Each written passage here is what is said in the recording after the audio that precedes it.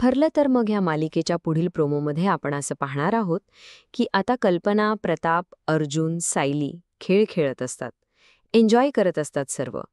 तेवढ्यात विमल गुलाबाची फुलं घेऊन सायलीला देते. सायली ती फुलं घेते आणि म्हणते, आता ही फुलं कोणासाठी? प्रताप म्हणतो, अगं, ही फुलं आम्हा सगळ्यांकडून तुझ्यासाठी. सायलीला खूप आनंद होतो. ती म्हणते, आज काही खास आहे का? सर्वजण एकसाथ म्हणतात, आज आहे सायली डे. कल्पना म्हणते, आज ना सायली, तुझा दिवस आहे.